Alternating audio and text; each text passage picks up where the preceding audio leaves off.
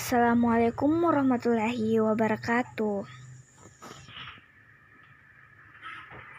Saya atas nama Rizky Rani, kelompok pelajar. Kita membahas tentang pemetaan.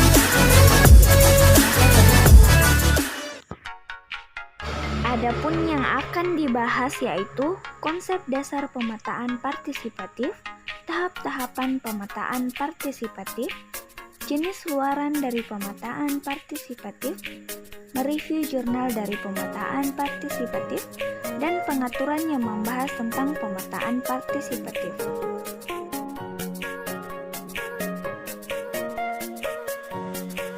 Pemetaan partisipatif adalah suatu metode pemetaan yang menempatkan masyarakat sebagai pelaku pemetaan wilayahnya, sekaligus juga akan menjadi penentu perencanaan pengembangan wilayah mereka sendiri.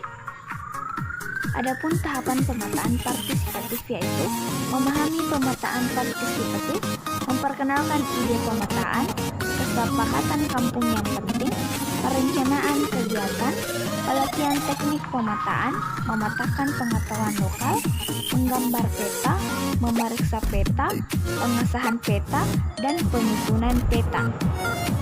Adapun jenis luaran pemetaan partisipatif dibagi menjadi 3, yaitu peta sketsa yang terdiri dari judul sketsa, orientasi arah, garis, dan simbol.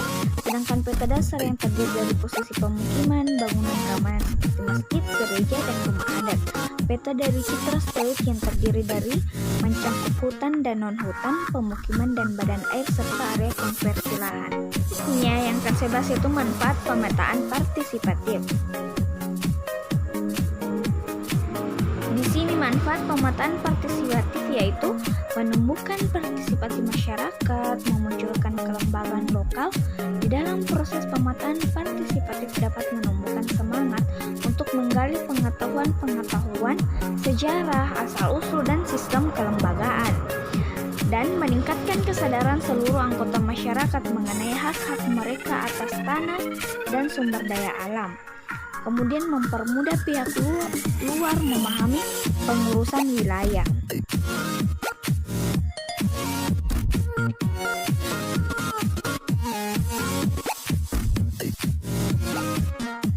Alat-alat yang digunakan dalam pemetaan partisipatif yaitu kompas, klinometer, dan GPS. Kompas secara umum adalah alat untuk menunjukkan arah mata angin yaitu utara, selatan, barat, dan timur. Dalam pemetaan partisipatif, kompas digunakan untuk mengukur azimut. Kompas terbagi menjadi 2, yaitu kompas datar untuk melakukan navigasi atau membaca peta karena tidak dapat digunakan sebagai kompas bidik. Kedua, kompas bidik merupakan kompas yang saat ini banyak digunakan karena bentuknya yang ringan dan sederhana. Selain itu juga terdapat jenis kompas seperti yang dilengkapi dengan alat pengukur kemiringan. Klinometer adalah alat yang digunakan untuk mengukur kemiringan permukaan bumi.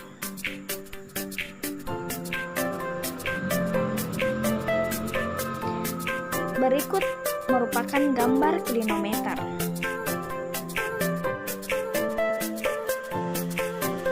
GPS adalah sistem navigasi yang terdiri atas satelit di angkasa dan instrumen atau alat yang digunakan di bumi untuk menerima sinyal dari satelit tersebut.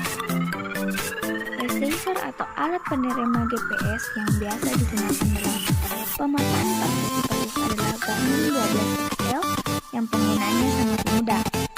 Berikut gambar dari GPS yang terdiri dari penggerak kursor, goto yang artinya untuk menuju satu titik atau navigasi, tombol merah untuk menyalakan, quit untuk keluar dari halaman, page untuk membuka halaman berikutnya dalam GPS, mark untuk mengambil titik koordinat, dan enter untuk menyalakan ya atau tidak.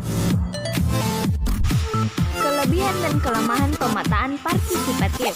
Kelebihannya yaitu antara lain: pertama, metode pemetaan partisipatif yang digunakan telah memenuhi kaidah kartografi. Kedua, metode pemetaan partisipatif bertujuan seperti menggambarkan gambar SDA, solusi tradisional tingkat pemanfaatan, asal-usul wilayah, kepemilikan, dan batas administrasi. Ketiga, pengakuan terhadap kepemilikan wilayah oleh pihak-pihak yang berbatasan melalui proses rekonsiliasi. Keempat, waktu, tenaga, dan biaya dibutuhkan yang lebih efisien. Kelima, informasi kunci dapat terlibat secara optimal dalam informasi tentang SDA. Adapun kelemahannya diantara lain: pertama, adanya risiko masyarakat tidak konsisten terhadap kesepakatan yang tertuang dalam hasil pemetaan. Kedua, jika fasilitator memfasilitasi proses pemetaan sesuai dengan tujuan yang mengakibatkan konflik teritorial. Ketiga, belum ada panduan yang diakui oleh BGI. Urutan kegiatan pemetaan partisipatif pertama yaitu pembuatan peta kerja, kedua, survei lapangan, ketiga, pengolahan data, keempat, pembuatan dan pelatihan aplikasi, kelima, cetak laporan dan hasil kerja. Di sini, pembuatan kerja merupakan alat komunikasi yang sistematis dan logis guna menganalisa proses kerja dari tahap awal sampai akhir. Dan yang dimaksud dengan survei lapangan yaitu merupakan suatu metode untuk memperoleh data yang hanya ada pada kehidupan masyarakat secara langsung, bisa melalui wawancara ataupun observasi. Ketiga, pengolahan data merupakan suatu penggambaran fakta yang berupa simbol, suara, gambar, angka, dan lain-lain. Fungsinya yaitu untuk mengambil informasi asli dari data. Keempat, dalam komunikasi pengolahan data yang telah siap, maka dilakukan pelatihan aplikasi yang secara nyata dan langsung. Yang terakhir itu, setelah semua kegiatan dilaksanakan, maka harus mencetak laporan sebagai bukti hasil kerja dari kegiatan pemetaan partisipatif. Pada kali ini, saya akan mereview jurnal dari judul Pemetaan Partisipatif Melalui Transaksi di Desa Muktisari, Kecamatan Cinggambul, Kabupaten Majalengka, dan Pemetaan Partisipatif Kampung Pesisir Kelurahan Talo, Kota Makassar. Nah, metode yang digunakan yaitu pelaksanaan program pemetaan potensi desa dimulai dengan mengumpulkan informasi tentang potensi-potensi yang dimiliki oleh kelompok Muktisari yang terdiri dari 10 orang mahasiswa IPB University dan 10 orang mahasiswa Universitas Majalengka, dibagi menjadi kelompok-kelompok kecil yang terdiri dari 5 orang dan menyebar mengelilingi desa untuk mengumpulkan informasi tersebut. Sedangkan metode yang digunakan pada jurnal kedua adalah kegiatan menggunakan pendekatan partisipatif dengan melibatkan seluruh masyarakat dalam proses pemetaan dan pemecahan masalah. Menurut saya, jurnal yang lebih spesifik menjelaskan semua hal tentang pemetaan partisipatif yaitu pemetaan partisipatif Kampung Pasir Kelurahan Talo, Kota Makassar. Karena jurnal tersebut membahas disertakan dengan gambar kegiatan, tetapi kekurangan dari jurnal tersebut di bagian metode jurnal tidak meletakkan bahan dan alat, lokasi, dan sasaran penelitian. Jurnal tersebut langsung masuk di pembahasan metode pelaksanaannya, berbeda dengan jurnal pertama. Jurnal pertama lebih unggul di metode penelitian karena menjelaskan dengan rinci, tetapi jurnal tersebut menjelaskan pemetaan partisipatif yang mereka lakukan, tapi tidak disertakan dengan bukti atau gambar. Nah, di dalam proses pemetaan partisipatif, baik itu dalam mengenalkan apa itu pemetaan partisipatif kepada masyarakat maupun dalam pelaksanaannya oleh masyarakat, dibutuhkan seorang fasilitor.